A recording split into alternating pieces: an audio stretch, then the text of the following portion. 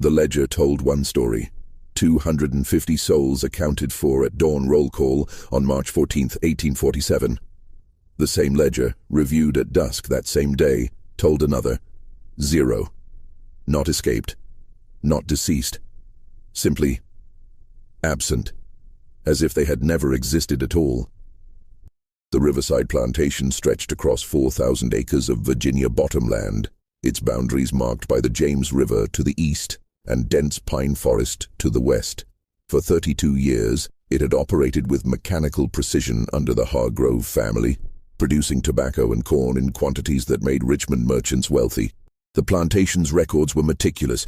Every bushel, every birth, every death documented in leather-bound books kept in the main house's library. These records would later become evidence in one of the most perplexing investigations in antebellum Virginia history. What makes this case extraordinary isn't simply the number of people who vanished. It's the completeness of their disappearance. 250 individuals, men, women, children, the elderly, gone in the span of a single hour, leaving behind no footprints in the mud, no broken fences, no stolen provisions. The overseer's daily report, preserved in the Virginia Historical Society archives, contains a single notation for March 14th. All quarters found empty at evening inspection. No signs of disturbance. No explanation.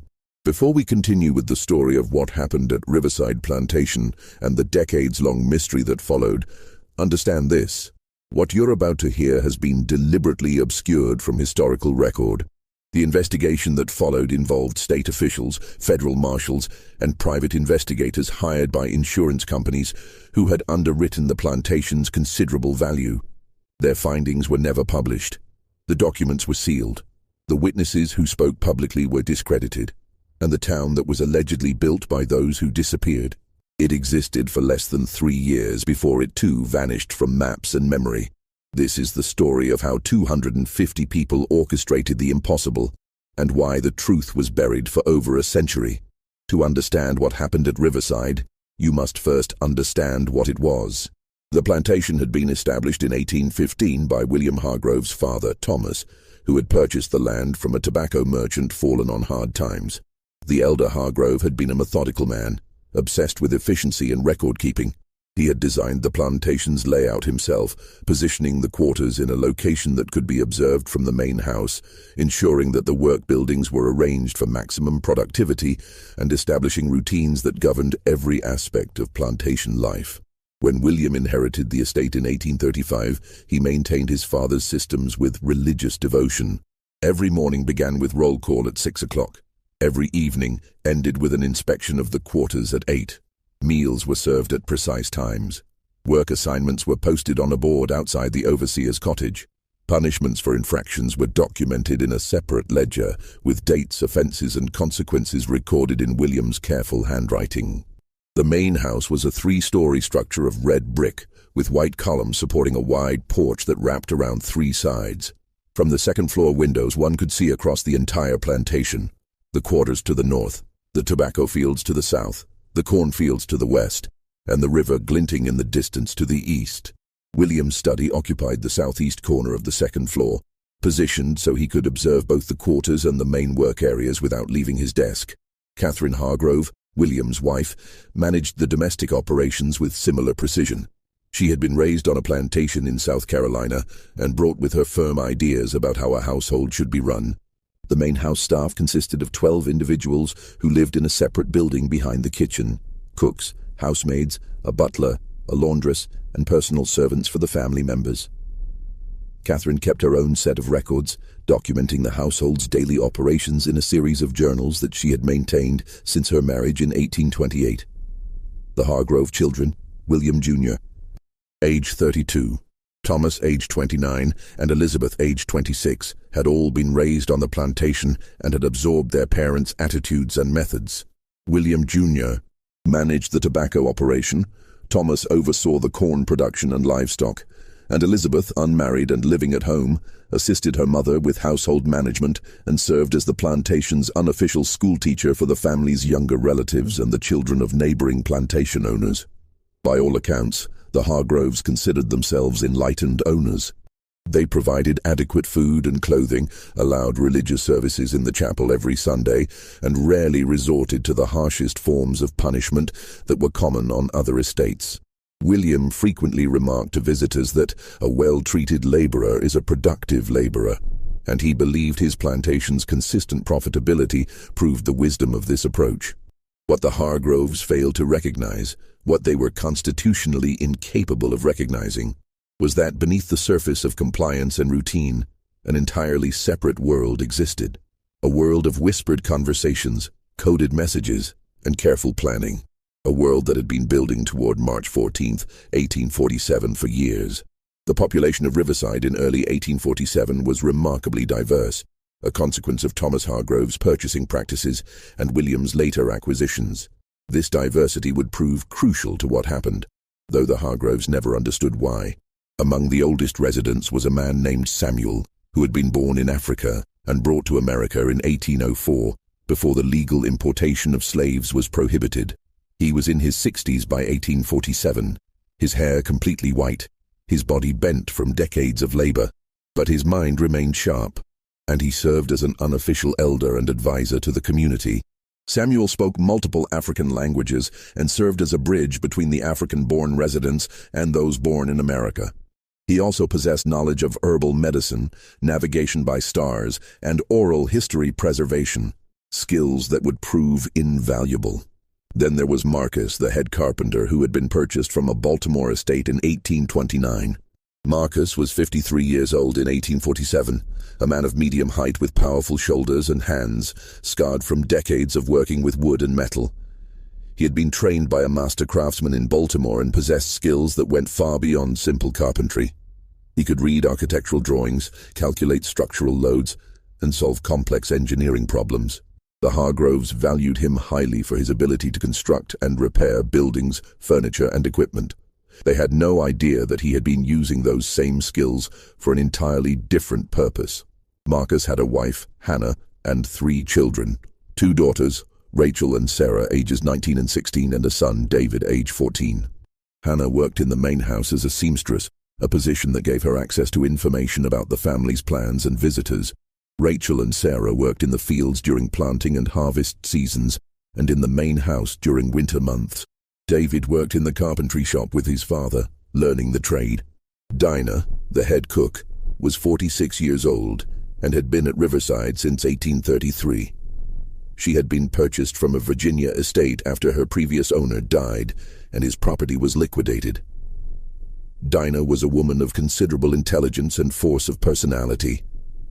She managed a kitchen staff of 4 and was responsible for feeding not only the Hargrove family, but also preparing the communal meals for the quarters. This gave her control over food supplies and the ability to redirect resources without arousing suspicion. She was also one of the few people who could move freely between the main house and the quarters at almost any time, carrying messages and information under the guise of her duties. Benjamin, the stable hand, was 21 years old and had been born on the plantation. He was the son of a woman named Grace, who had died in childbirth when Benjamin was born. He had been raised collectively by the community with no single parent figure, which had given him a certain independence of spirit that the overseer found troublesome. Benjamin was responsible for maintaining the plantation's horses and for driving the wagon on trips to Richmond and neighboring towns to purchase supplies or deliver goods. These trips had given him knowledge of roads, towns, and the broader geography of Virginia that few others at Riverside possessed. There was also a woman named Esther, age 38, who worked as a midwife and healer. She had been born in South Carolina and purchased by William Hargrove in 1840. Esther had learned medicine from her mother and grandmother, and she possessed extensive knowledge of herbs, treatments for common ailments, and the management of childbirth. She was trusted by both the enslaved community and, to some extent, by the Hargrove family, who occasionally consulted her when their own physicians were unavailable. This trust gave her a degree of freedom of movement and access to information that others lacked. Among the younger generation was a man named Joseph, aged 27, who worked in the blacksmith's forge. Joseph had been purchased from a Maryland estate in 1842 and brought with him skills in metalworking that made him valuable to the plantation's operations. He could repair tools, shoe horses, and fabricate metal components for equipment and buildings. He was quiet and kept largely to himself, which led the Hargroves to consider him simple-minded. In reality, Joseph was highly intelligent and had been using his position to create tools and implements that would be needed for purposes the Hargroves never imagined. There were many others, each with their own skills, knowledge, and roles in the community. There was Ruth, a woman in her 50s who organized the Sunday religious services and maintained the chapel. There was Jacob, a man in his 40s who managed the vegetable gardens that supplemented the community's diet. There was Miriam, a young woman of 23 who worked in the main house and had taught herself to read by secretly studying books in the Hargrove library. There was Thomas, not to be confused with Thomas Hargrove, a man in his 30s who worked in the tobacco fields and had an encyclopedic knowledge of the surrounding forests from years of hunting to supplement the community's food supply. Each of these individuals and dozens of others had been carefully observed and evaluated by Marcus, Dinah, Samuel, and a small core group who had been planning the escape for years. Each had been assigned specific roles based on their skills, knowledge, and trustworthiness, and each had been preparing in their own way for the night of March 13, 1847. The planning for the escape had begun in the winter of 1842-1843, though its roots went back even further. The catalyst had been a conversation between Marcus and Samuel, the two oldest and most respected men in the community. It had been a cold January night, and Marcus had been working late in his shop, repairing a wagon wheel by lamplight. Samuel had appeared at the door, moving quietly despite his age, and had asked if they could speak privately. What followed was a conversation that would change the course of 250 lives. Samuel had begun by asking Marcus a simple question. If you could leave this place, where would you go? Marcus had been startled by the directness of the question. Such conversations were dangerous. Even speaking of escape could result in severe punishment if overheard. But something in Samuel's tone suggested this was not idle speculation. North, Marcus had replied carefully. To a free state.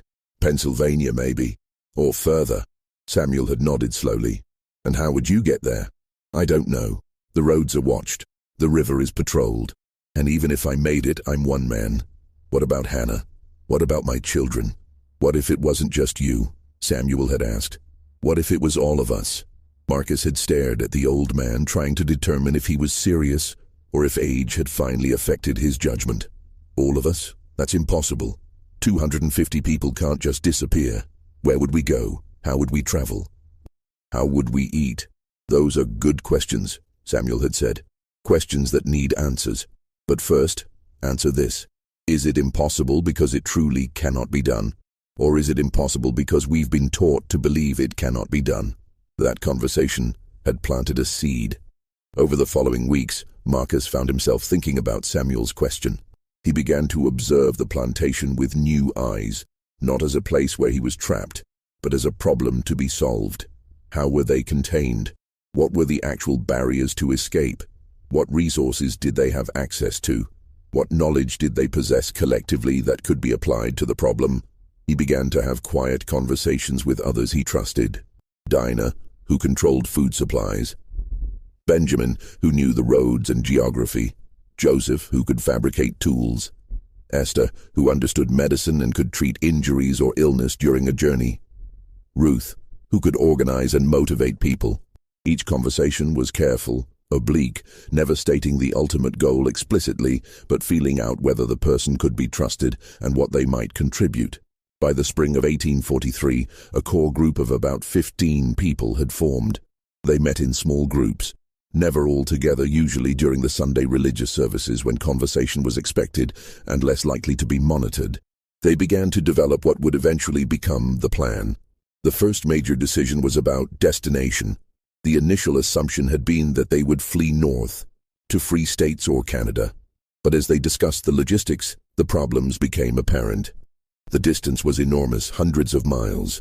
The route would take them through populated areas where they would be conspicuous. Even if they reached free territory, they would be fugitives, subject to recapture under federal law. And the journey would be especially difficult for the elderly, the very young, and the infirm. It was Samuel who proposed the alternative. What if we didn't run away? What if we disappeared? The distinction seemed subtle, but it was crucial.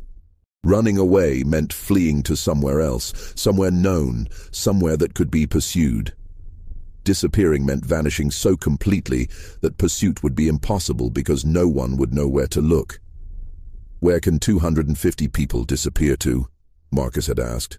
"Somewhere no one would think to look," Samuel had replied. "Somewhere close, somewhere in Virginia itself." The idea seemed absurd at first. Virginia was slave territory. Staying in Virginia meant staying in danger. But as Samuel explained his reasoning, the logic became clear. Everyone would expect them to flee north. Resources would be directed towards searching northern routes. If they instead went west, into the mountains, and found a remote location where they could establish themselves, they might remain hidden long enough to organize a more permanent solution. Benjamin, who had traveled through the western parts of Virginia on supply runs, confirmed that there were vast stretches of mountainous territory that were sparsely populated and difficult to access. "There are valleys in those mountains that no one ever goes to," he said. "Too remote for farming, too rough for roads. If we could find one of those valleys, we could hide there." This became the foundation of the plan. Escape from Riverside, travel west to the mountains, establish a hidden settlement, and use that as a base while they organized the next phase, whatever that might be. But this still left the enormous problem of how to actually escape from Riverside. The plantation was not a prison, but it was controlled. The quarters were fenced. The gates were locked at night. The overseer made regular rounds.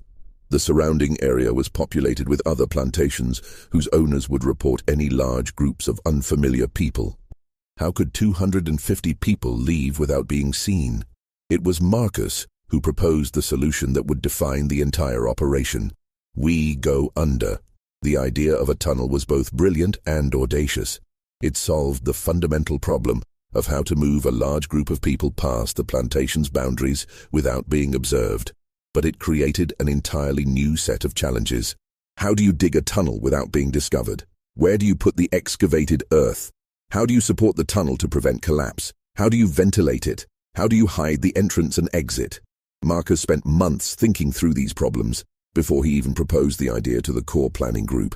He made sketches on scraps of wood that he burned after studying them. He calculated distances, angles, and volumes. He estimated how much earth would need to be moved and how long it would take. He identified the tools that would be needed and how they could be obtained or fabricated without arousing suspicion. When he finally presented the plan to the group in the fall of 1843, their initial reaction was that it was impossible. The tunnel would need to be at least half a mile long to reach beyond the plantation's boundaries. It would need to be tall enough for people to walk through, which meant moving an enormous volume of earth. It would require timber supports, which would need to be obtained and installed. And all of this would need to be done in secret, at night, while maintaining the appearance of normal plantation life during the day. "It's impossible," Dinah had said flatly. "Probably," Marcus had agreed. "But what's our alternative?" That question hung in the air. They had no alternative. Every other option they had considered, fleeing by road, by river, through the forests, had insurmountable problems. The tunnel was impossible, but it was the only impossible plan that had any chance of success.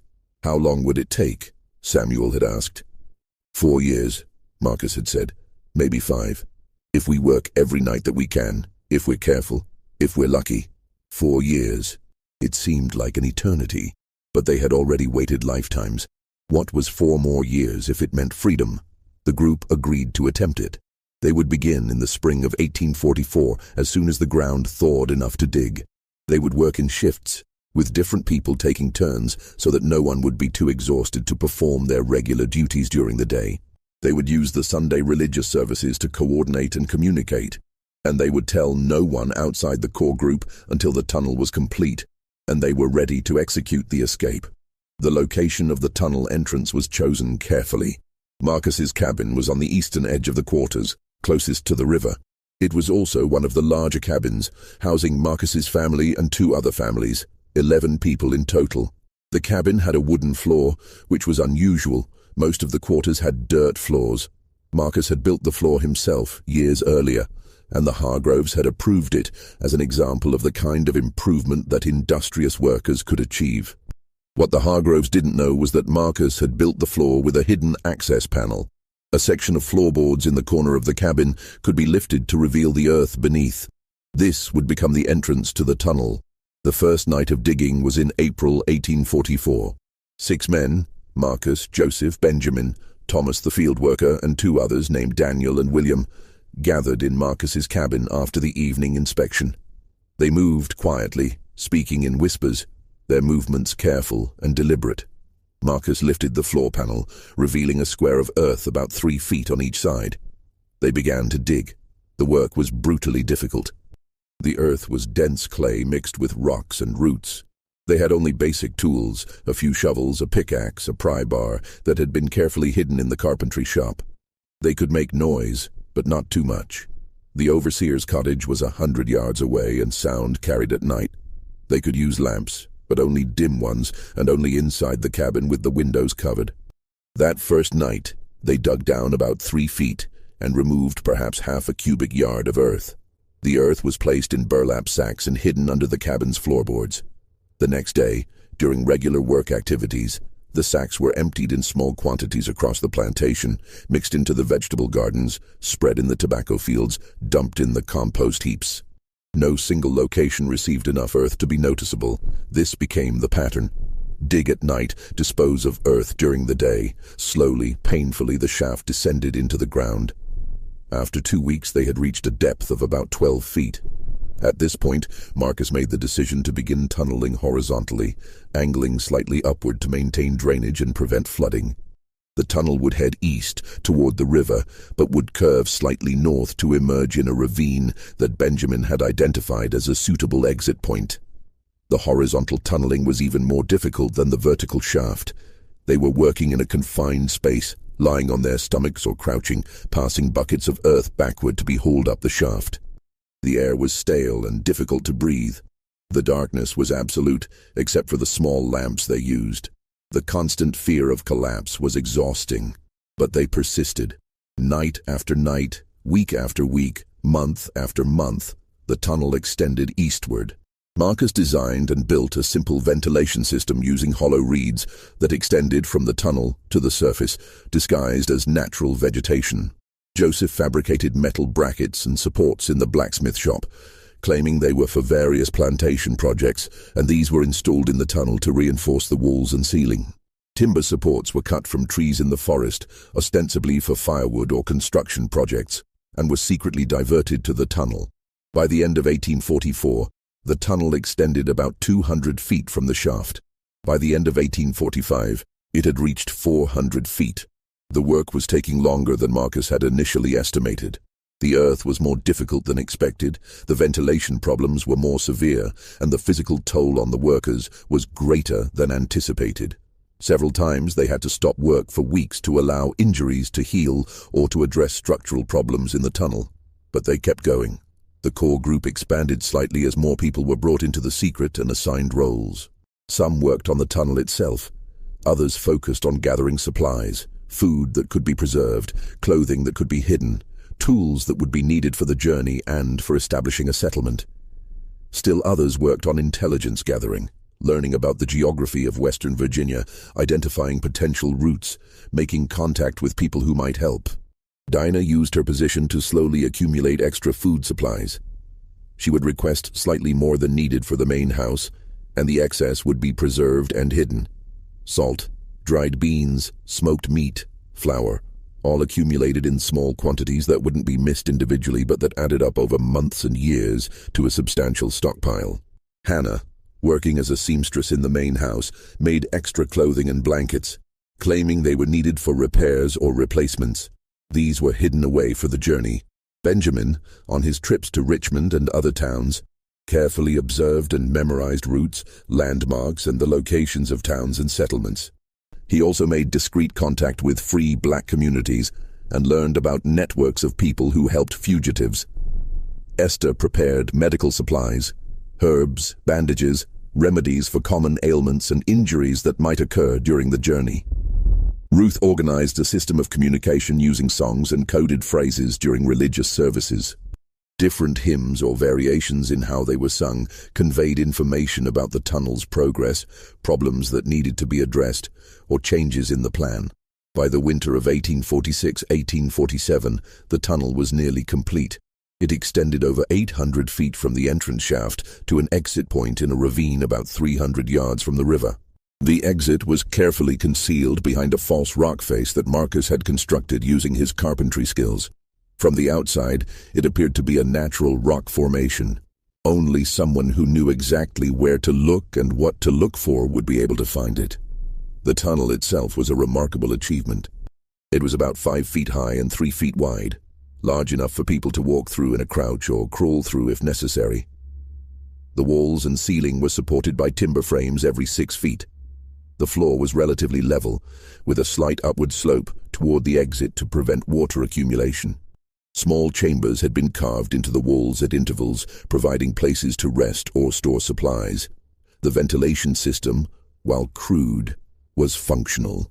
The hollow reeds extended from the tunnel to the surface at multiple points, disguised as natural vegetation or hidden in areas of dense undergrowth. The air in the tunnel was stale and difficult to breathe, but it was sufficient for the short time people would need to spend there. In February 1847, Marcus called a meeting of the core planning group. "It's done," he said simply. "The tunnel is complete. Now we need to decide when to use it." The decision of when to execute the escape was as critical as the planning itself. It needed to be a time when conditions were optimal, weather suitable for travel, ground conditions passable, and timing that would give them the maximum head start before the disappearance was discovered. The core group debated for weeks. Some argued for waiting until summer, when the weather would be warmest and travel easiest. Others pointed out that summer meant longer days, which meant less darkness for travel and more chance of being seen. Some suggested fall, after the harvest, when food would be most plentiful. Others noted that fall meant the approach of winter, which could be dangerous in the mountains. Samuel, drawing on his decades of experience and observation, proposed early spring. "The ground is soft enough to travel," he explained. "The weather is cool, which means we can travel during the day if we're in remote areas without risking heat exhaustion. The days are getting longer, but it's still dark enough at night for the initial escape, and it's before planting season, which means the Hargroves will be focused on preparation, not on watching us as closely." The group agreed. Early spring it would be, but which day specifically? Benjamin suggested March 13th. "It's a Saturday," he explained. "The Hargroves always have a social gathering on Saturday evenings, dinner with neighbors or family from Richmond. They'll be distracted. The overseer usually drinks on Saturday nights after his rounds, and Sunday is our day for religious services, which means we're expected to be up early anyway. If we leave Saturday night, we'll have all of Sunday before they realize we're gone." This logic was sound. March 13th, 1847 became the target date, but this created a new problem. How to inform 250 people of the plan without the information leaking to the Hargroves or the overseer. The core group had been small, about 20 people who knew the full details of the tunnel and the escape plan. Everyone else knew only that something was being planned, but not what or when.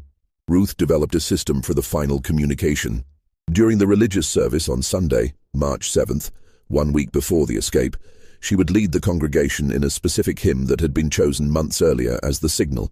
The hymn was "Go Down Moses," a song about liberation from bondage that was commonly sung in the quarters. But Ruth would sing it with a specific variation in the third verse, changing one word in a way that would be meaningful to those who had been prepared to listen for it, but would seem like a natural variation to anyone else. After the service, the core group members would quietly spread the word to specific individuals who would in turn inform others. The message was simple. Saturday night. Be ready. Bring nothing. Tell no one outside the community. The week between March 7th and March 13th was the most tense period of the entire 4-year planning process. Everyone knew that discovery at this stage would be catastrophic. They had to maintain absolute normalcy in their behavior while simultaneously preparing for the escape. Marcus and his team made final inspections of the tunnel, reinforcing weak points and ensuring the ventilation system was functioning. Dinah and her team moved the accumulated food supplies to a hidden location near the tunnel exit where they could be quickly loaded for transport. Benjamin and others who would serve as guides reviewed the routes one final time. Esther prepared medical kits for the journey. Ruth organized the order in which people would enter the tunnel, prioritizing families with young children and the elderly, who would move most slowly. The Hargroves noticed nothing unusual. William commented in his journal on March 11th that the people seem in good spirits, anticipating spring planting. Catherine noted on March 12th that Dinah had prepared an especially fine dinner and that the household staff performed their duties with unusual efficiency. On the evening of March 13th, everything proceeded normally. The Hargroves hosted a dinner party for several neighboring plantation owners and their families. The meal was elaborate, prepared by Dinah and her kitchen staff. The overseer, Gerald Pritchard, made his evening rounds at 8 o'clock as always, walking through the quarters and noting that all seemed quiet and orderly. He returned to his cottage and, as was his custom on Saturday nights, poured himself a glass of whiskey and settled in for the evening. In the quarters, people prepared in silence. They wore their sturdiest clothing and shoes. They gathered their children and explained in whispers that they needed to be absolutely quiet. The elderly and infirm were helped by younger, stronger individuals. Everyone waited for the signal. At 9 o'clock, Marcus emerged from his cabin and walked slowly through the quarters, as if taking an evening stroll. As he passed each cabin, he gave a slight nod. This was the signal. It was time. The escape began at 9:15 p.m. on March 13, 1847. The moon was a thin crescent, providing minimal light, exactly as planned. The temperature was cool but not cold, around 45 degrees Fahrenheit. A light breeze rustled through the trees, providing ambient noise that would help mask any sounds of movement. The first group to enter the tunnel consisted of Marcus, Samuel, Benjamin, and 3 other men who would serve as guides and scouts. They descended through the shaft in Marcus's cabin and moved quickly through the tunnel to the exit. Their job was to ensure the exit was clear and to begin scouting the immediate area beyond the plantation boundaries. They emerged from the tunnel into the ravine at 9:35 p.m. The false rock face that concealed the exit swung open smoothly on hinges that Joseph had fabricated. The ravine was dark and silent. Benjamin climbed to the top of the ravine and scanned the surrounding area. No lights were visible, no sounds of human activity. They were alone. Marcus returned through the tunnel to signal that the exit was clear. At 9:45 p.m., the main exodus began. The order of departure had been carefully planned. Families with young children went first, so they would have the most time to travel before dawn. The elderly and infirm went next, accompanied by younger people who could assist them. The middle-aged and able-bodied went last, as they could move most quickly if time became short. The tunnel could accommodate about 10 people at a time, moving in a crouch or crawl. Each group took approximately 10 minutes to traverse the 800 feet from entrance to exit. This meant that the entire population of 250 people would require about 4 hours to pass through the tunnel, from 9:45 p.m. to approximately 1:45 a.m. The operation proceeded with remarkable efficiency. People moved in silence, their movements practiced from the rehearsals that had been conducted under the guise of nighttime religious gatherings. Parents carried small children. Older children held hands and followed their parents. The elderly were supported by younger relatives or neighbors. Everyone knew their place in the order and moved when signaled. At the exit, Benjamin and the other scouts organized people into groups of about 25. Each group was assigned a guide who knew the route. The groups would travel separately, taking slightly different paths to avoid creating an obvious trail and to reduce the risk that the entire population would be captured if one group was discovered. The first group departed the ravine at 10 p.m., heading west into the forest. The second group left at 10:30 p.m., the third at 11 p.m. By midnight, 5 groups had departed, and the tunnel was still moving people from the quarters to the exit point. In the quarters themselves, the evacuation was proceeding exactly as planned. Each cabin emptied in turn, with people moving silently to Marcus's cabin and descending through the shaft. The cabins were left neat and orderly, with bedding folded and personal items in place. Nothing was taken except what people wore and could carry in small bundles. The goal was to leave no evidence of hasty departure. Ruth was one of the last to leave. at approximately 1:30 a.m. Before descending into the tunnel, she took a final look around the quarters that had been her home for 14 years. The cabins stood silent in the darkness. The chapel where she had led so many services was empty. The vegetable gardens where she had worked were still. Everything looked normal, as if people were simply sleeping and would emerge at dawn for another day of labor. But they wouldn't. By dawn, they would be miles away, and the quarters would be empty. Ruth descended into the tunnel and made her way to the exit. She emerged into the ravine at 1:45 a.m. and was met by Marcus, who had been waiting to ensure everyone made it through safely. "Everyone?" she asked quietly. "Everyone," Marcus confirmed. 250 souls, all free. The last group, which included Marcus, Ruth, Dinah, and several others from the core planning group, departed the ravine at 2:10 a.m. Marcus took a final look at the tunnel exit, then carefully closed the false rock face. From the outside, it once again appeared to be nothing more than a natural rock formation. They turned west and disappeared into the forest. Behind them, Riverside Plantation slept.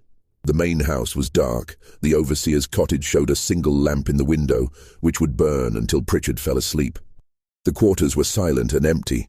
At 5:45 a.m., Gerald Pritchard would emerge from his cottage and walk toward the quarters to conduct the morning roll call. At 6:00 a.m., he would ring the bell and wait for people to emerge. At 6:05 a.m., he would begin to realize that something was wrong.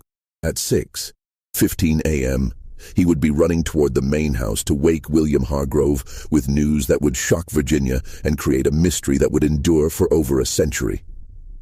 But that was still hours away. For now, 250 people were moving through the darkness, heading west toward the mountains and toward freedom. The groups traveled separately, but along roughly parallel routes, all heading generally west-northwest toward the Allegheny Mountains. The routes had been scouted over the previous 2 years by Benjamin and others who had been able to travel on plantation business. They avoided roads and towns, instead following game trails, creek beds, and ridgelines that provided natural navigation markers. The first group, led by Benjamin, consisted of 25 people, including several families with young children. They moved slowly, stopping frequently to rest and to ensure no one was left behind. Benjamin navigated by the stars, which he had learned to read from Samuel, and by landmarks he had memorized from his scouting trips. The forest was dense and dark. The thin crescent moon provided almost no light, and they dared not use torches or lanterns for fear of being seen. They moved by feel, holding on to each other, following the person in front, trusting Benjamin to lead them true. A child began to cry about an hour into the journey. The mother quickly comforted the child, but the sound seemed impossibly loud in the quiet forest. Benjamin called a halt and gathered the group. "We need to be silent," he whispered. "I know it's hard, especially for the little ones, but sound carries at night. We're still too close to the plantation. In a few more hours, we'll be far enough away that we can rest and make some noise. But for now, we must be silent." The group continued. The child, comforted by his mother and exhausted from the excitement and fear, fell asleep and was carried the rest of the night. The second group, led by Thomas the field worker, consisted mostly of younger adults without children. They moved faster than Benjamin's group, covering ground quickly. Thomas led them along a creek bed, using the sound of running water to mask any noise they made, and following the creek's course westward. The third group, led by a man named Peter, who had worked in the stables with Benjamin, included several elderly individuals. They moved slowly, stopping frequently for rest. Peter was patient, never rushing them, understanding that their pace was limited by the physical capabilities of the oldest members. The fourth and fifth groups, led by other scouts, followed similar patterns, moving west, avoiding detection, staying silent, helping each other through the darkness. By dawn, the groups had covered between 8 and 12 miles, depending on their pace. As the sky began to lighten in the east, the group leaders called halts and found concealed locations where they could rest during the day. They chose dense thickets, small caves, or areas of heavy undergrowth where they could hide from any travelers who might pass nearby. The people were exhausted. Many had never walked more than a few miles at a time in their lives. Their feet were blistered, their muscles ached, and they were hungry and thirsty. But they were also exhilarated. For the first time in their lives, They were free. They had escaped. They had done the impossible. Benjamin's group found a small hollow surrounded by dense laurel bushes. They crawled into the hollow and collapsed in exhaustion. Benjamin posted 2 people as lookouts, then allowed himself to rest. He calculated that they were about 10 miles from Riverside. If the disappearance had been discovered at dawn as expected, any search would be focused on the immediate area around the plantation. They were probably safe for now, for as the sun rose on March 14, 1847, 250 people lay hidden in forests and hollows across western Virginia. They slept fitfully, unused to sleeping during the day, anxious about what would happen next, but sustained by the knowledge that they had taken the first step toward freedom. Behind them, at Riverside Plantation, Gerald Pritchard was discovering the empty quarters and running to wake William Hargrove with impossible news. The journey to the mountains took 13 days. The groups traveled only at night, hiding during the day in whatever concealment they could find. They moved slowly, limited by the pace of the elderly and the young children, and by the need to avoid detection. The route took them through some of the most remote territory in Virginia. They crossed the James River on the second night, using a ford that Benjamin had identified during his scouting. The water was cold and the current was strong, but everyone made it across safely. They continued west, climbing gradually into the foothills of the Alleghenies. Food was a constant concern. The supplies that had been hidden near the tunnel exit had been distributed among the groups, but it was not enough to sustain 250 people for 2 weeks. They supplemented their supplies by foraging, gathering wild plants, catching fish in streams, and occasionally hunting small game. Esther's knowledge of edible plants proved invaluable, as did the hunting skills of several men who had experience providing food for the quarters. Water was less of a problem. The route followed streams and rivers for much of the way, providing ample fresh water. But the constant walking in wet conditions led to problems with blistered and infected feet. Esther treated these injuries as best she could with the limited medical supplies she had brought, but several people developed serious infections that slowed their travel. On the 5th night, they had their first serious scare. One of the groups, led by Peter, was moving along a ridgeline when they heard dogs barking in the distance.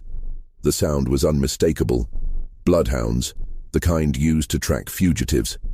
Peter immediately led his group off the ridgeline and into a dense thicket, where they huddled in silence, barely breathing. The barking grew louder, then seemed to circle around them, then gradually faded into the distance.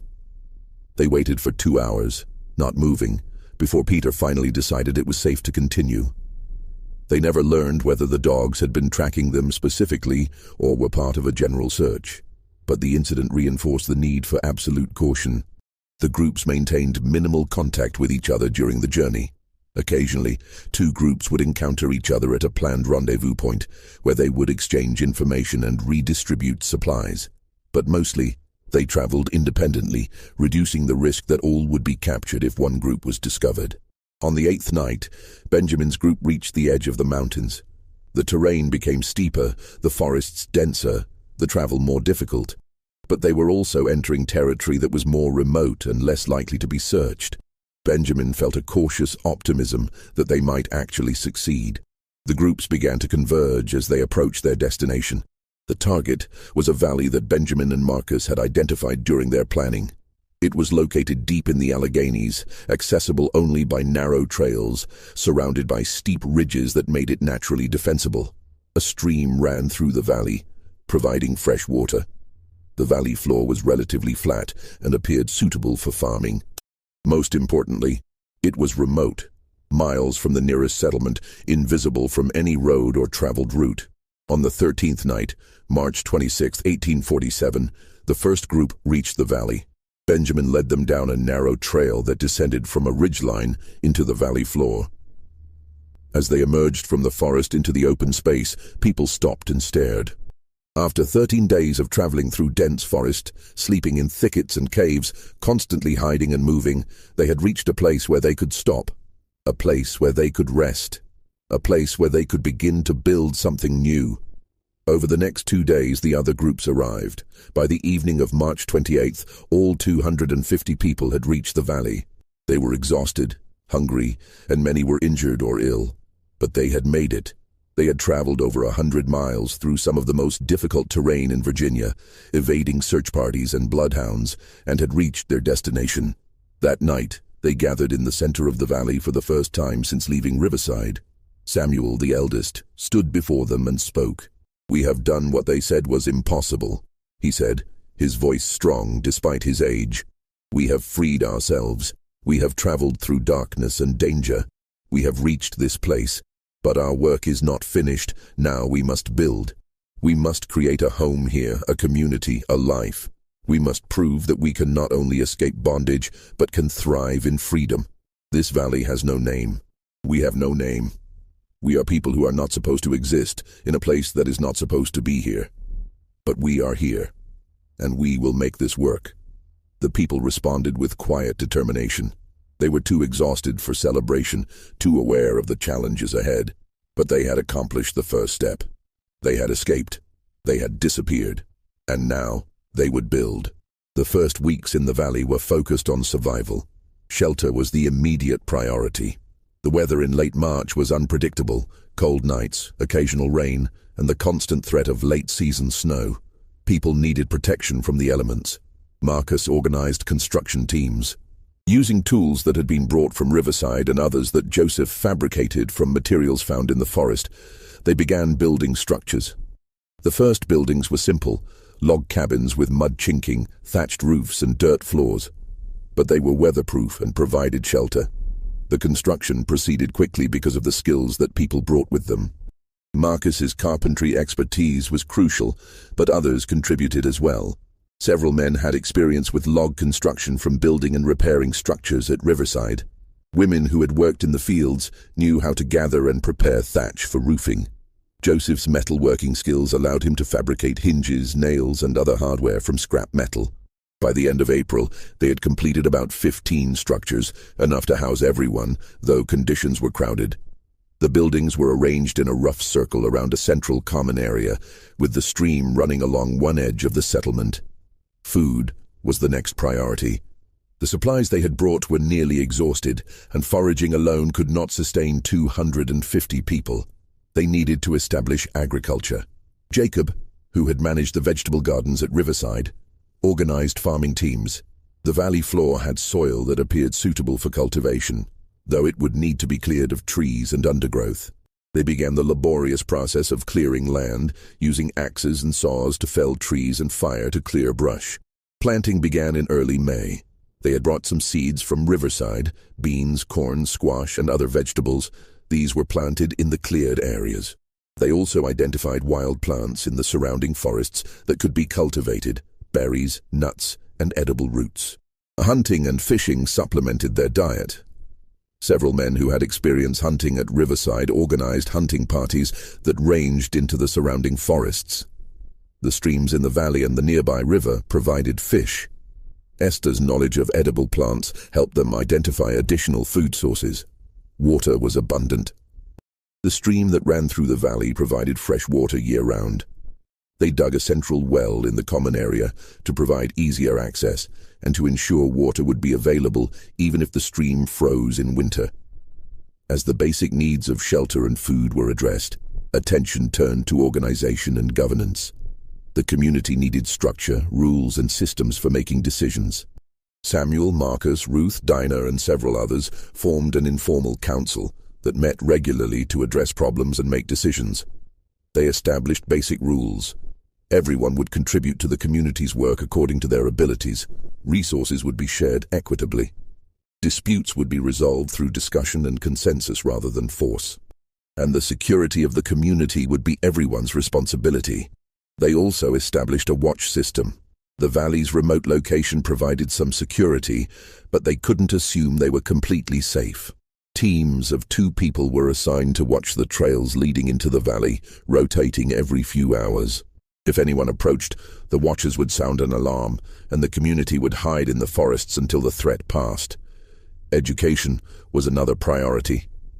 Ruth organized a school for the children, teaching them to read, write, and do basic mathematics. Several adults who had learned to read also attended, eager to acquire skills that had been denied to them at Riverside.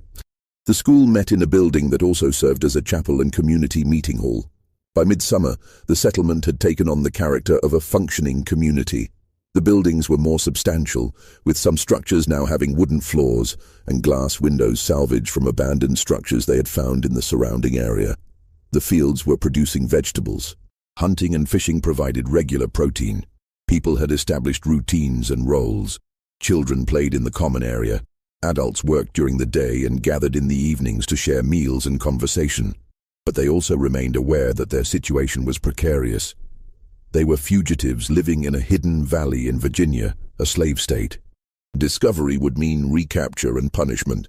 They maintained strict security, with the watch system operating continuously. They avoided making fires during the day when smoke might be visible from a distance. They kept noise to a minimum, and they constantly discussed what their next step should be. Some argued for staying in the valley permanently, building a self-sufficient community that could exist indefinitely in isolation. Others insisted that staying in Virginia was too dangerous and that they should eventually move north to free territory or Canada. Still others proposed a more radical idea, that they should make contact with abolitionists and use their story to support the anti-slavery cause.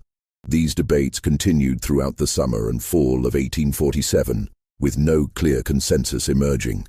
Meanwhile, the community continued to grow and develop. By the end of the year, the population had actually increased slightly. Several women who had been pregnant during the escape had given birth, and a few other fugitives, having heard rumors of a hidden settlement, had found their way to the valley and been welcomed into the community. The settlement had no official name. People referred to it simply as the valley or the place. This anonymity was intentional. A name would make it more real, more findable, more vulnerable. They were a community that existed in the spaces between maps, a town that had no name because it wasn't supposed to exist, but exist it did. Through the summer and fall of 1847, through the winter of 1847-1848, and into the spring and summer of 1848, the nameless town thrived. The fields produced good harvests. The buildings were expanded and improved. The school educated children and adults. The community developed traditions and celebrations. People who had lived their entire lives in bondage were learning what it meant to be free. And then, in the fall of 1849, hunters stumbled upon the valley. The hunters were 3 men from a town about 30 miles to the north. They had been tracking a deer and had followed it into territory they had never explored before. They descended into the valley and found themselves staring at a settlement that, according to everything they knew, shouldn't exist. The watchers saw the hunters before the hunters saw the settlement. The alarm was sounded, a specific pattern of whistles that carried through the valley. People immediately stopped what they were doing and moved toward the forest, following evacuation plans that had been practiced regularly for exactly this situation. By the time the hunters reached the settlement, it appeared deserted. Buildings stood with doors open. Fires burned in hearths. Food sat on tables. But there were no people visible. The hunters explored cautiously, confused by what they were seeing. The settlement was clearly inhabited. The buildings were well maintained. The fields were cultivated. There were signs of recent activity everywhere. But where were the people? One of the hunters noticed movement in the forest and called out. There was no response. The hunters conferred briefly, then decided to leave. This was strange, possibly dangerous, and definitely something they should report to authorities. They left the valley and returned to their town. Within days, word of the mysterious settlement had spread. Within a week, a militia force had been organized to investigate. Within 2 weeks, the militia arrived at the valley. The settlement was empty. Not deserted in the sense that people had just stepped away temporarily, as it had appeared to the hunters. Empty in the sense that it had been deliberately abandoned. The buildings stood intact, but personal items were gone. The fields showed signs of recent harvest. The fires were cold, and there was no indication of where the inhabitants had gone. The militia searched the surrounding area for days, finding nothing. No trails, no campsites, no signs of a large group moving through the forest.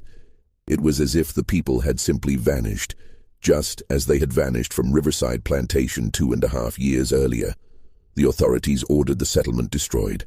The buildings were burned, the fields were trampled, and efforts were made to erase all evidence that the town had ever existed. The location was noted in official reports, but these reports were not made public. The incident was embarrassing. A hidden community of fugitives had existed for over 2 years in Virginia without being detected. Better to destroy the evidence and forget it had happened. But what actually happened to the people? How did they disappear a second time? The answer lies in the warning system and evacuation plans that the community had maintained since its founding. When the hunters were spotted, the alarm was sounded. People immediately evacuated to pre-designated hiding places in the forests surrounding the valley. They remained hidden while the hunters explored the settlement, then waited until the hunters left. But the council recognized that discovery was now inevitable. The hunters would report what they had found. Authorities would investigate. The valley was no longer safe. Over the next 2 weeks, while the hunters were spreading word of their discovery, and while the militia was being organized, the community executed a second exodus. This time, they had the advantage of preparation. They had supplies, tools, and experience. They had identified multiple potential destinations during their 2 years in the valley, and they had established contacts with networks of people who helped fugitives. The community split into smaller groups, each heading in a different direction. Some went north, toward Pennsylvania and Ohio. Some went west, toward the territories. Some went south, paradoxically, to free black communities in cities where they could blend in and disappear into urban populations. And some, according to later accounts, went even deeper into the mountains, to other hidden valleys that they had scouted as potential backup locations. The groups left at different times over the course of 2 weeks, ensuring that no single large movement would be noticed. They took everything they could carry and destroyed or hid everything else. By the time the militia arrived, the valley had been empty for several days.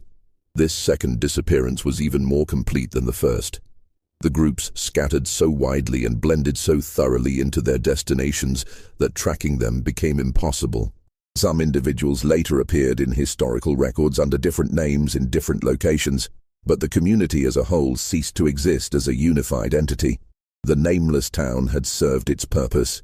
It had provided a safe haven for 2.5 years, long enough for people to recover from their escape, to learn to live in freedom, and to make plans for their futures. And when it was no longer safe, they had the skills and experience to disappear again. While the nameless town was thriving in its hidden valley, Colonel Thomas Brennan was conducting his investigation into the original disappearance from Riverside Plantation. His investigation, which lasted from March 1847 through the summer of that year, was exhaustive and frustrating in equal measure. Brennan was a methodical man, trained in military intelligence during his service in the Mexican-American War. He approached the Riverside case with the same systematic methodology he had used to track deserters and enemy movements during the war. But the Riverside case defied his methods at every turn. His first step was to document everything about the plantation and the disappearance. He interviewed the Hargrove family multiple times, taking detailed notes on their observations and routines. He interviewed Gerald Pritchard, the overseer, extensively.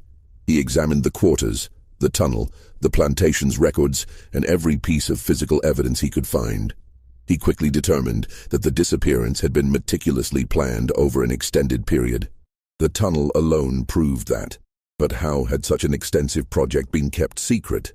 Brennan calculated that the tunnel would have required thousands of hours of labor. Where had the excavated earth gone? How had the tools been obtained? How had the work been concealed? He found partial answers to some of these questions. The excavated earth had been dispersed across the plantation in small quantities, mixed with legitimate agricultural work.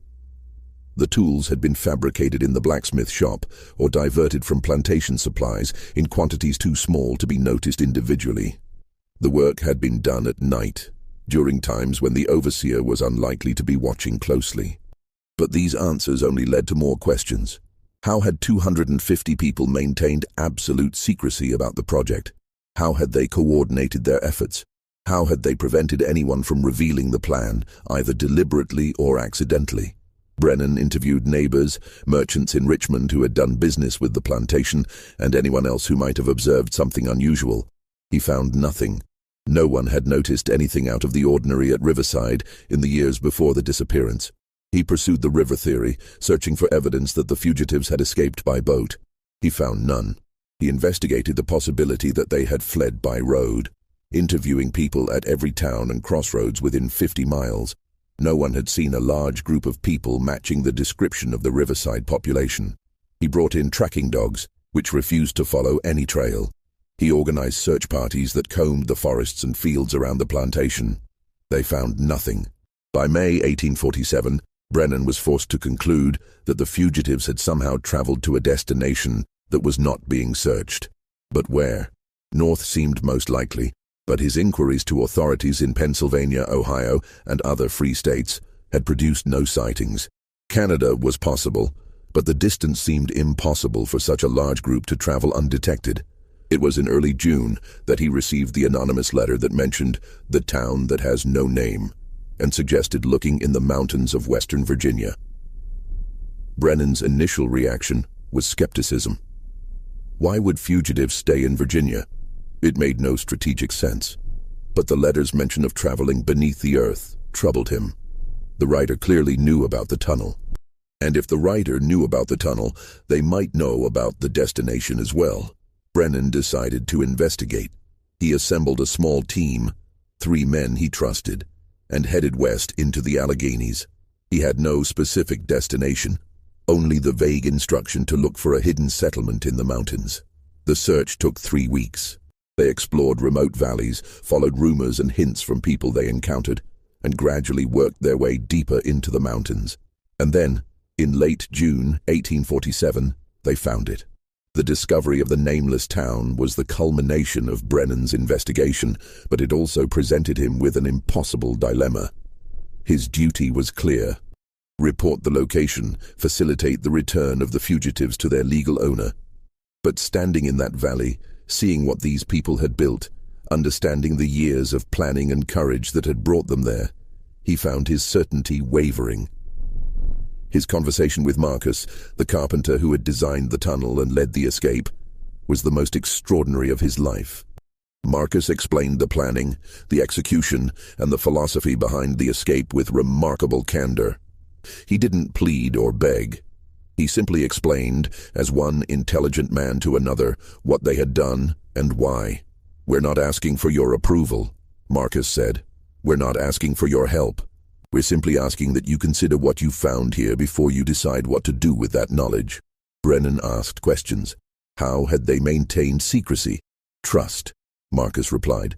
"We trusted each other completely, and we understood that our survival depended on that trust." How had they coordinated such a complex operation? Careful planning, years of preparation, and a willingness to work together toward a common goal. What did they plan to do next? Survive, build, and eventually find a way to help others do the same. Brennan spent 2 days in the valley, observing the community, talking with people, trying to understand what he had found. He saw children learning to read in Ruth's school. He saw fields being cultivated. He saw people working together, making decisions collectively, building something that resembled the democratic ideals he had fought for in the war. On the 3rd day, he made his decision. He would return to Richmond and file a report stating that his investigation had reached a dead end. The fugitives had scattered and could not be located. The case should be closed. Marcus asked him why he was making this choice. Brennan's answer was simple: "Because what you've done here is more important than the law that says you shouldn't have done it. I don't know if that makes me a traitor to my duty or true to my principles, but I know that I can't be the one to destroy this." Brennan kept his word. His official report, filed in July 1847, stated that the investigation had been exhaustive but unsuccessful. The fugitives had vanished completely, likely having scattered in multiple directions and integrated into free black communities in the north. He recommended that the case be closed and the insurance claims be paid. But Brennan also kept detailed private records of everything he had found, including the location of the valley and his conversations with Marcus and others. These records, discovered after his death in 1873, provide the most complete account of what happened at Riverside and in the nameless town. Brennan continued to monitor the situation after his official investigation ended. He maintained contact with people who might have information about the settlement. He learned of its continued existence through 1848 and into 1849, and he learned of its discovery by hunters, and the second disappearance in the fall of 1849. His private papers express both admiration for what the community accomplished and sadness that it could not be sustained. They prove that people who had been treated as property could organize themselves, govern themselves, and thrive in freedom, he wrote. That they were forced to disappear again is a tragedy, but not a failure. They succeeded in the most important sense. They freed themselves and lived as free people, even if only for a short time. What happened to specific individuals after the second disappearance is largely a matter of speculation and fragmentary evidence. Historical records from the 1850s and beyond contain tantalizing hints, but definitive proof is elusive. A Marcus Freeman registered as a carpenter in Toronto, Canada in 1851. The registration records describe him as a man in his 50s, skilled in furniture making and architectural carpentry, originally from Virginia. The description matches Marcus from Riverside, but the surname Freeman was common among formerly enslaved people who had gained their freedom, so this could be coincidence. However, records show that Marcus Freeman of Toronto had a wife named Hannah and 3 children, Rachel, Sarah, and David, which matches the family structure of Marcus from Riverside exactly. Adina Roberts opened a boarding house in Philadelphia in 1853. City directory listings describe her as a woman of color, originally from Virginia, operating a respectable establishment that catered to travelers and long-term residents. The boarding house was located in a neighborhood with a substantial free black population, and Dinah Roberts was noted in local records as being active in community organizations and the Underground Railroad. Again, the name is common enough that definitive identification is impossible, but the details are suggestive. A Benjamin Wright enlisted in the 54th Massachusetts Infantry Regiment in 1863, one of the first official African-American units in the Union Army. Military records describe him as being in his late 30s, originally from Virginia, with experience handling horses and wagons. He survived the war and was mustered out in 1865. Post-war records show a Benjamin Wright settling in Massachusetts and working as a teamster. He married in 1866 and had 4 children. In a pension application filed in 1890, he mentioned having escaped from bondage in Virginia in 1847, which matches the timeline of the Riverside disappearance. And Esther Johnson appears in records from Cleveland, Ohio, in the 1850s, working as a midwife and healer. She was described as a woman of color, originally from South Carolina, with extensive knowledge of herbal medicine. She was active in the local African Methodist Episcopal Church and was known for providing medical care to the city's black community. The geographic origin, South Carolina, and the profession, midwifery and healing, match Esther from Riverside. Samuel, the eldest of the Riverside community, likely did not survive long after the escape. He would have been in his late 60s by 1849, and the rigors of 2 escapes and 2 years of building a settlement in a remote valley would have been extremely taxing. No records have been found that definitively identify him in later years, suggesting he may have died in the valley or shortly after the second disappearance. Ruth appears in records from a black church in Pittsburgh in the 1850s, where a woman named Ruth Williams served as a teacher and Sunday school organizer. The description matches Ruth from Riverside in terms of age and skills, but again, definitive proof is lacking. Joseph the blacksmith may have settled in Cincinnati, where records show a Joseph Miller working as a metal worker in the 1850s and 1860s. Cincinnati had a substantial free black population and was a major hub of the Underground Railroad, making it a logical destination for fugitives from Virginia. These fragmentary records suggest that many of the people from Riverside successfully integrated into free black communities in the North and went on to live productive lives. They changed their names, obscured their origins, and blended into populations where they could live in relative safety. Some, like Benjamin Wright, even served in the Union Army during the Civil War, fighting to end the system they had escaped. But these are only the individuals who left traces in historical records. Many others, perhaps the majority, left no documentary evidence of their later lives. They lived quietly, worked in occupations that didn't generate official records, and passed on their stories only through oral tradition within their families and communities. While official historical records contain only fragments and hints about what happened to the people of Riverside, oral traditions in certain African American communities preserve much more detailed accounts. These oral histories, passed down through generations, tells stories that align remarkably well with the documented facts of the Riverside disappearance. In several communities in Pennsylvania, Ohio, and Canada, there are family stories about ancestors who came from the place with no name or who disappeared twice before finding freedom. These stories describe a large group of people who escaped from a Virginia plantation through a tunnel, lived for a time in a hidden valley in the mountains, and then scattered when the valley was discovered. The details in these oral traditions are often specific and consistent across different families and communities. They describe the tunnel as being long enough to walk through for the time it takes to say the Lord's Prayer 3 times, which would be approximately 10 minutes, matching the documented length of the Riverside Tunnel.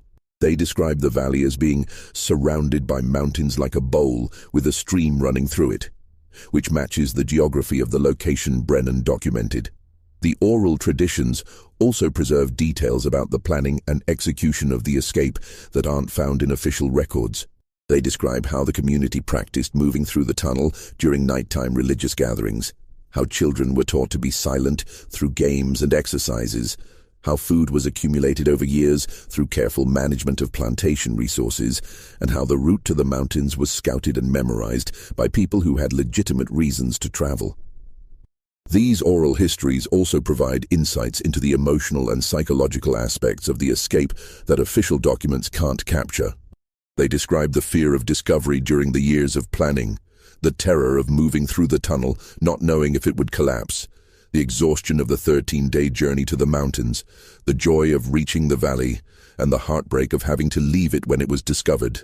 One particularly detailed oral tradition, preserved in a family in Toronto, describes the night of the escape from the perspective of a child who was 7 years old at the time. The account describes being woken in the middle of the night, being told to be absolutely silent, being carried through a dark tunnel that seemed to go on forever, and then walking through forests for many nights while adults whispered reassurances. The child remembered reaching a valley where there were other children to play with, where there was a school and where adults seemed happy for the first time. And then, the child remembered, they had to leave again. And this time the journey took them to a city where there were many people and tall buildings, and a sense of safety that the valley, for all its beauty, had never quite provided. These oral traditions serve as a counterpoint to the official historical record, which focuses on the mystery and the investigation but largely ignores the human experience of the people who lived through these events.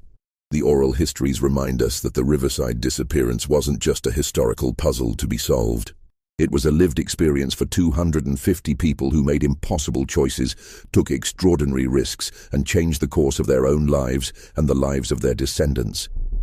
The Riverside disappearance and the nameless town were not unique, though they were unusually well documented due to Brennan's investigation and private papers. Historical research suggests that similar hidden communities existed in remote locations throughout the South during the antebellum period. The Great Dismal Swamp, straddling the border between Virginia and North Carolina, was known to harbor communities of fugitives who lived in the swamp's interior, beyond the reach of slave catchers. The Appalachian Mountains contained numerous remote valleys that could have sheltered hidden settlements. The Okefenokee Swamp in Georgia, the bayous of Louisiana, and the forests of eastern Texas all had areas remote enough to conceal communities of people who had escaped bondage. These communities were typically small, a few dozen people at most, and were often temporary, lasting only a few years before being discovered or before the inhabitants moved on to more permanent freedom in the North or Canada. But they served crucial functions. They provided safe havens for people fleeing bondage. They demonstrated that self-governance and self-sufficiency were possible. And they served as nodes in the broader network of resistance to slavery. The nameless town in the Virginia mountains was unusual primarily in its size and in the completeness of its disappearance from the original plantation. Most escapes involved individuals or small groups. The coordination required to move 250 people simultaneously was extraordinary. But the underlying strategy, creating a hidden community in a remote location, was part of a broader pattern of resistance. The networks that supported these communities were extensive and sophisticated. Free black communities in cities provided resources, information, and contacts. Quaker communities and other religious groups opposed to slavery provided material support and safe houses. Even some white Southerners who were uncomfortable with slavery, though they might not actively oppose it, would sometimes turn a blind eye to fugitives passing through their areas. The Underground Railroad, which has become the most famous symbol of resistance to slavery, was only one part of this broader network. The Underground Railroad primarily facilitated movement from south to north, helping individuals and small groups reach free territory. But there were also networks that supported hidden communities within the South, providing them with supplies, information, and warnings about threats. The Riverside Escape and the Nameless Town were products of these networks. The anonymous letter that led Brennan to the valley suggests that someone outside the community knew of its existence and was willing to reveal it, perhaps because they believed documentation was important, perhaps because they wanted to ensure the story would be preserved, even if the community itself could not be sustained. Why was the story of Riverside and the Nameless Town suppressed? Why were Brennan's findings sealed? Why were the documents scattered across different archives where they would be difficult to connect? The answer lies in the political and economic context of the late 1840s. The United States was deeply divided over the question of slavery. The Mexican-American War had just ended, and debates over whether new territories would be slave or free were intensifying. The Compromise of 1850 was being negotiated, attempting to balance the interests of slave and free states. In this context, the Riverside case was politically explosive. It demonstrated that enslaved people could organize sophisticated resistance, could plan and execute complex operations, and could establish functioning communities in freedom. These were precisely the things that defenders of slavery insisted were impossible. The ideology of slavery depended on the claim that enslaved people were incapable of self-governance, that they needed the guidance of their owners, that they were better off in bondage than they would be in freedom. The Nameless Town disproved all of these claims. For 2.5 years, 250 people who had been treated as property had governed themselves, built a community, educated their children, and thrived. This was dangerous knowledge. For the Hargrove family and other plantation owners, the Riverside case was also economically threatening. The insurance companies had paid out substantial claims for the loss of the Riverside population. If it became widely known that such large-scale escapes were possible, insurance rates would increase dramatically, making the economics of slavery less profitable. Moreover, the case demonstrated that even well-treated enslaved people, the Hargroves had considered themselves enlightened owners, would choose freedom if given the opportunity. This undermined the paternalistic justifications for slavery. For state and federal authorities, the case was embarrassing. Despite extensive searches involving state militia, federal marshals, and private investigators, the fugitives had never been recaptured. The discovery and subsequent second disappearance of the Nameless Town made the authorities look incompetent. Better to seal the records and let the case fade from public memory. So the documents were scattered. Brennan's official report went to state archives. His private papers remained with his family and weren't discovered until after his death. The insurance company records were filed away in corporate archives. The Hargrove family's records were eventually donated to the Virginia Historical Society, but without the context provided by Brennan's investigation, they appeared to be simply the records of a plantation that had experienced a mass escape. Unusual, but not unprecedented. It wasn't until the late 20th century, when historians began systematically researching resistance to slavery and when archives began to be digitized and cross-referenced, that the full story of Riverside and the Nameless Town began to emerge. Even now, significant gaps remain. The exact location of the valley has never been definitively identified, though several sites in the Alleghenies match Brennan's description. The fate of most of the individuals remains unknown, and the full extent of the networks that supported the escape and the hidden community remains a matter of speculation. Despite over 170 years of historical distance and modern research techniques, significant questions about the Riverside disappearance and the Nameless Town remain unanswered. How was the tunnel construction kept absolutely secret for 4 years? The disposal of excavated earth has been partially explained, but the logistics remain unclear. Thousands of cubic feet of earth had to be moved, dispersed, and concealed. The work had to be done at night in secret by people who were also performing full days of labor. The physical and organizational challenges seem almost insurmountable, yet they were overcome. How? How was information controlled so effectively? 250 people knew about the escape plan, at least in general terms. Yet there's no evidence that anyone revealed the plan to the Hargroves or the overseer, either deliberately or accidentally. In a population that included children, elderly individuals, and people who might have been tempted to curry favor with their owners. How was absolute secrecy maintained? Who wrote the anonymous letter to Brennan?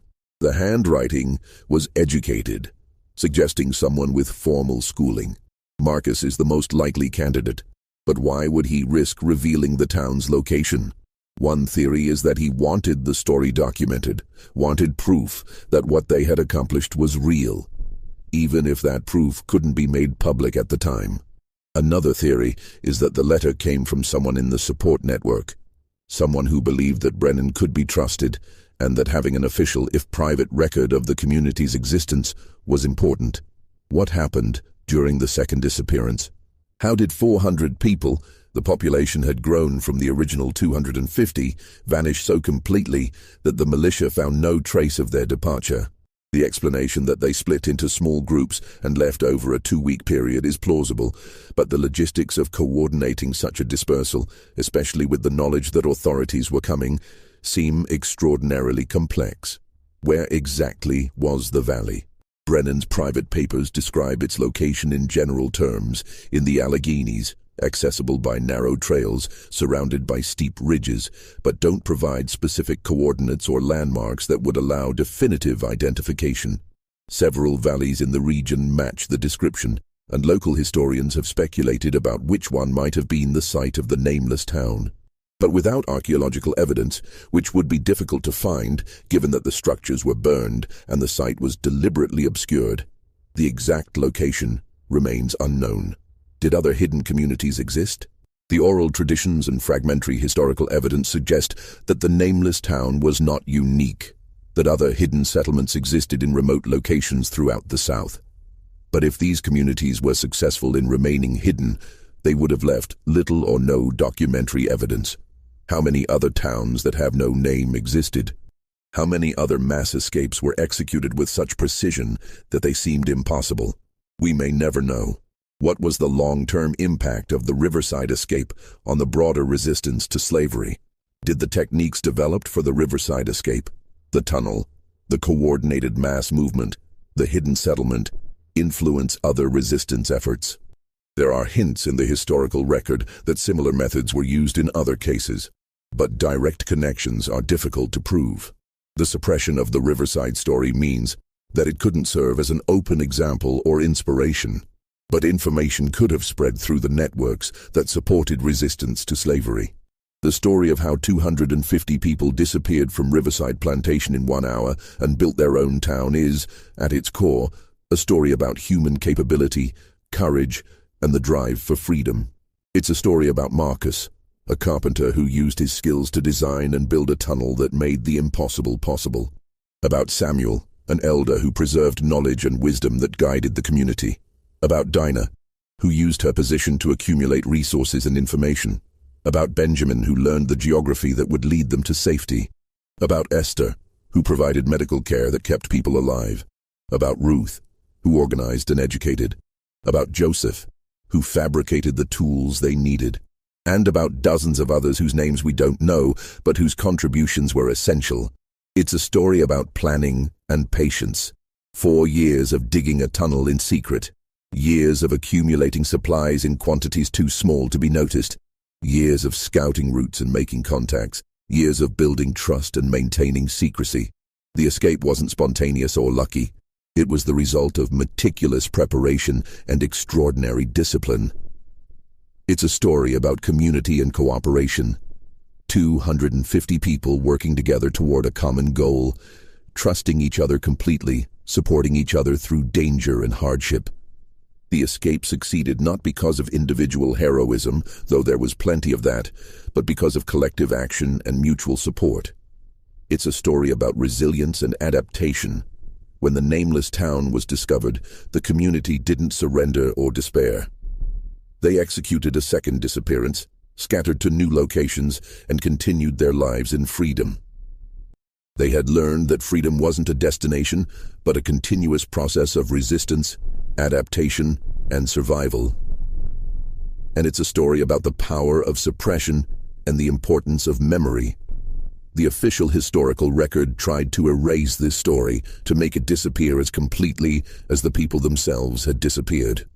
But the story survived in private papers, in oral traditions, in fragmentary records scattered across archives.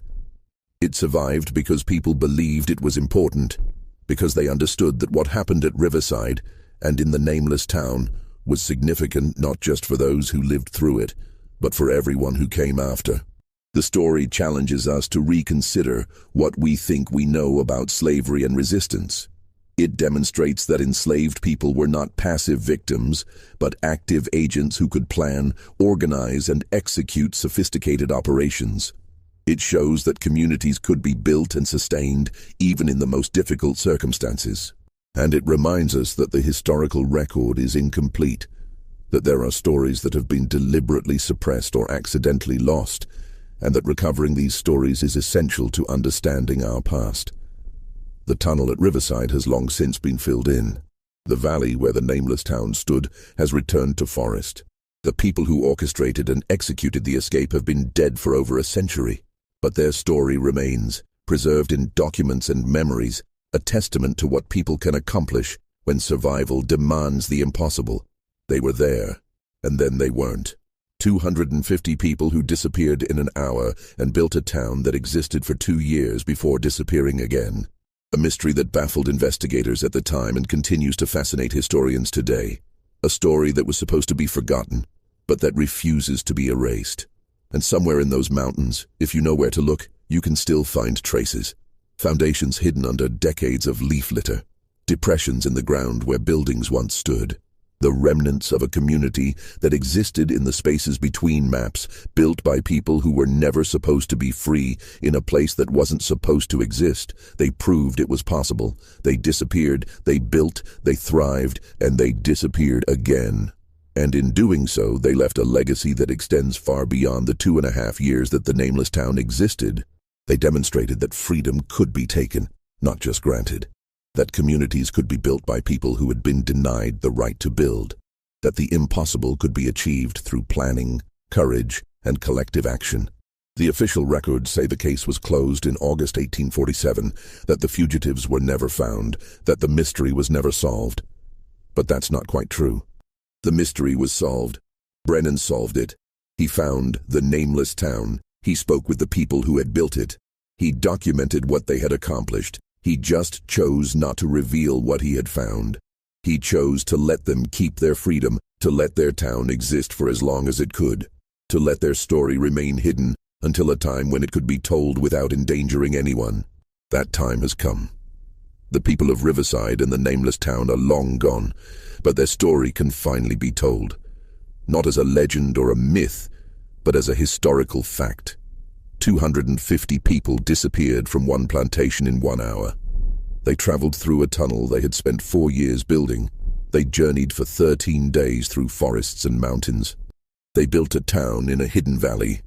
They lived there for 2.5 years, and when that town was discovered, they disappeared again, scattering to new lives in new places. It happened. The records prove it.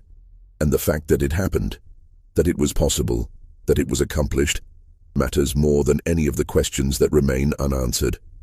They did the impossible, and in doing so, they changed what we understand to be possible.